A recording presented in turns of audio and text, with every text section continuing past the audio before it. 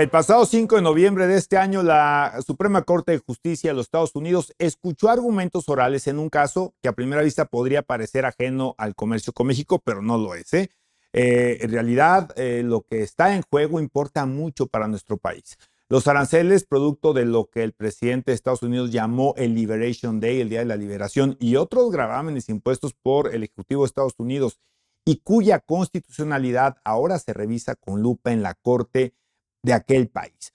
El origen de estos aranceles es que el presidente de Estados Unidos invocó una vieja ley, la International Emergency Economic Powers Act de 1977, para sustentar y declarar una emergencia económica y establecer tarifas extraordinarias sobre importaciones de países como México, China y Canadá y muchos otros más. La pregunta central de la Corte es si el Ejecutivo tenía autoridad para imponer estos aranceles sin un mandato claro del Congreso. Y en segundo término, si era constitucional delegar al presidente una potestad tan profunda sobre política arancelaria.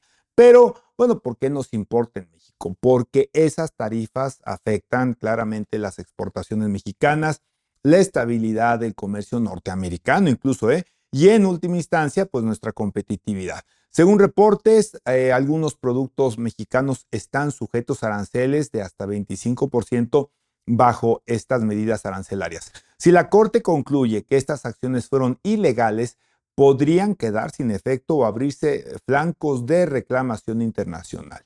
Pero si las ratifica, se legitima un nuevo modelo de aranceles ejecutivos que sacude el marco del tratado entre México, Estados Unidos y Canadá, el conocido como el TEMEC, mismo pues que todo indica no solo se revisará en el próximo 2026, sino que se va a renegociar pues con todo lo que ello implica. ¿Qué posiciones mostraron los jueces de la Corte?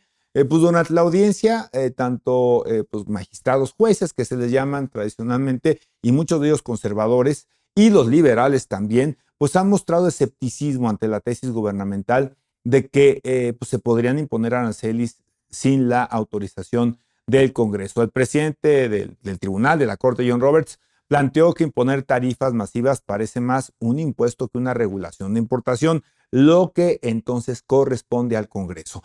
El juez Neil Gorsuch preguntó si pues queda algo del principio de separación de poderes si fuera el caso de que el presidente pudiera rediseñar la política arancelaria sin ningún límite. La magistrada Amy Barrett cuestionó por qué el Congreso no había expresado claramente su autorización si en realidad esperaba delegar semejante poder. Y la juez Sonia Sotomayor advirtió sobre los efectos en la economía mundial, las tarifas globales de esa magnitud que requieren de controles robustos. La doctrina central que la Corte analiza existe, al menos hasta ahorita, es que cuando un asunto es de importancia económica o política profunda, el Congreso debe otorgar autorización clara, no dejarla implícita. ¿Qué puede fallar la Corte y cómo impacta a México? Bueno, pues existen dos grandes rutas. Si la Corte decide que la ley de 1977 a la que se apegó el presidente pues no autoriza al mismo a dictar tarifas de ese alcance, pues eso debilita la lógica de medidas unilaterales de Estados Unidos. Las exportaciones mexicanas podrían recuperar certidumbre. Si la Corte avala la medida, pues la puerta queda abierta para que futuros ejecutivos reconfiguren aranceles sin pasar por el Congreso, lo que aumentaría el riesgo de arbitrariedad arancelaria, debilitando además pues la división de poderes en aquel país. Para México, eso significaría un revés en la Corte, que nuestras cadenas de valor, nuestras exportaciones automotrices o agroindustriales podrían quedar más expuestas a decisiones presidenciales pues, de nuestro vecino del norte. El TEMEC perdería parte de su fuerza si Estados Unidos puede cambiar tarifas unilateralmente por el Ejecutivo.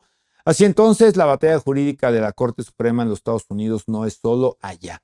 Es una de las piezas que redibujan el mapa del comercio global. Para México representa tanto una amenaza como una oportunidad. Si el equilibrio del poder arancelario se desplaza, pues habrá que reaccionar con estrategia diplomática, diversificación y vigilancia permanente. Porque pues al final, así que cuando el martillo de los aranceles caiga, resonará no solo en Washington, sino también en México y seguramente en el resto del mundo.